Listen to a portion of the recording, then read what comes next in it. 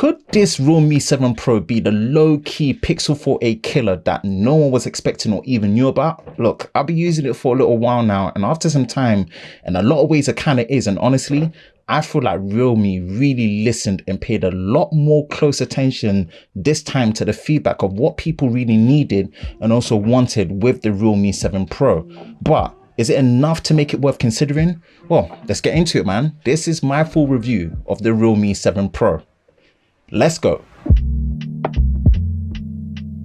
Hi, Ben from Lover of Tech. If you enjoy videos like this, then hit that like button, subscribe, hit that notification bell so you're part of Team TLS, the Tech Lover Squad, so you don't miss any future videos on the channel. Now, when it comes to the design of the Realme 7 Pro, let me just be first to say, Realme, you have stepped up big time. Thank you for ditching the glossy plastic fingerprint attractor of the previous models like the X50 and opting for this premium matte gradient finish instead. Yes, it's still plastic at the back, but the matte gradient finish really helps the phone feel way more solid and well put together.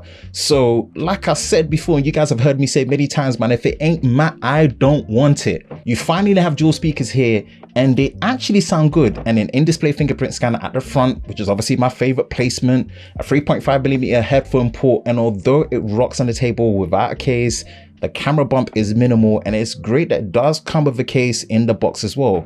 The power button lands perfectly on the thumb, and also the volume buttons are on the correct side. So in terms of ergonomics, feel, build, design, this is such a big improvement for the Realme 7 Pro. Another favorite addition is having a dual nano SIM slots, but there's also an extra slot for a micro SD card expansion. So saying honestly, the design and the build is a big improvement. So man, well done here, Realme. Now look, when it comes to the display experience, I feel this is where they really listened again.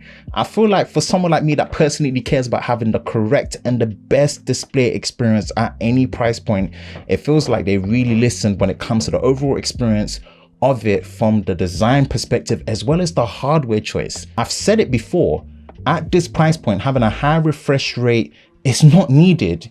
You know, to have a high refresh rate at the cost of using an LCD panel is seriously not worth it. So with that in mind, we are looking at a 6.4-inch AMOLED display. Yes, AMOLED display at 60 Hz with a single hole punch in the display design. Honestly, the colors, the deep blacks, the contrast, especially the brightness of the AMOLED panel are an instant notice, and it makes such a difference to a better viewing experience. And also using a flat display as well is a good look. Now, I would say the only feedback I can really give to the display and hardware when touching and using it is that the haptics are not good at all.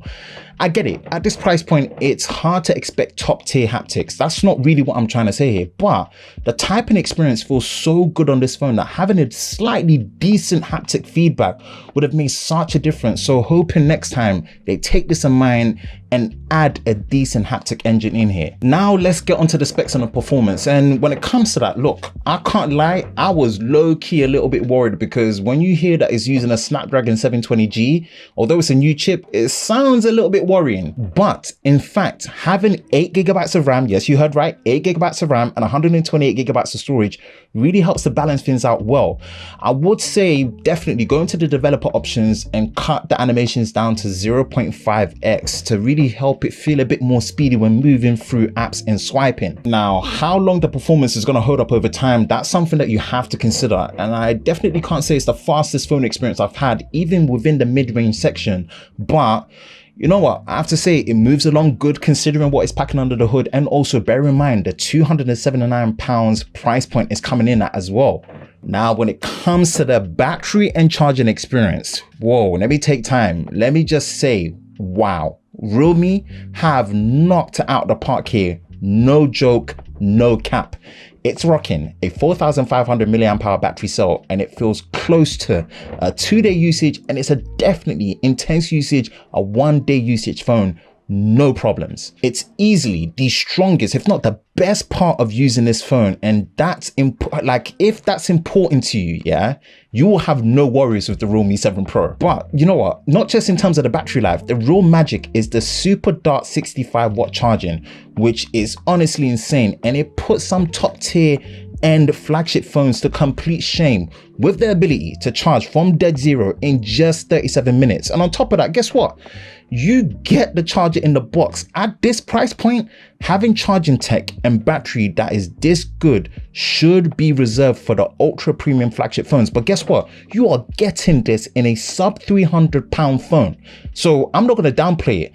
It's amazing. And the fact that, again, like I said before, you get the charger in a box. Come on. Yes, of course, we're going to mention it anyway for you guys that are going to call me out on it. There is no wireless charging. There is no reverse wireless charging, but I would give that up any day at this price to have wide charging speeds this fast. Like, this basically means you never, I mean it, you never have to charge your phone overnight ever again. Honestly, I get left speechless every time how good the battery experience, the charging is on the Realme 7 Pro. So yes, this is the biggest well done that I have to give on the Realme 7 Pro. The best feature and the best experience on the phone, hands down. Software wise, you won't find the latest version of Android 11 here, but it is running Android 10 with the Realme UI layer on the surface. And honestly, Realme UI is actually good. Like I stated before, features like having a dark mode toggle in the drop down panel for quick activation is great, especially now that it's got a proper AMOLED panel, so you can really see the difference. Having an app cloner for duplicating popular messaging apps like WhatsApp, that really takes advantage of the dual SIM capabilities of the Realme 7 Pro.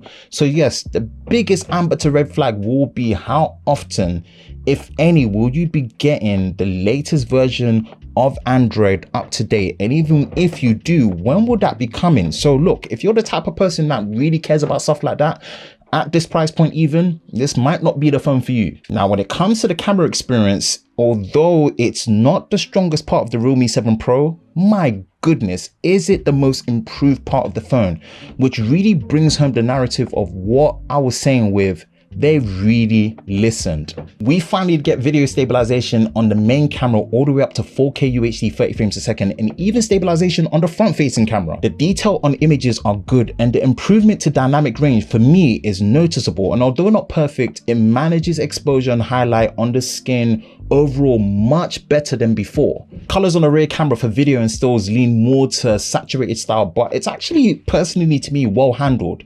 The shortcomings though, and I'm surprised by this, but the shortcomings on this, that the microphones for audio when recording in video are very poor. I don't mince my words when I say that. The microphones for video are very poor.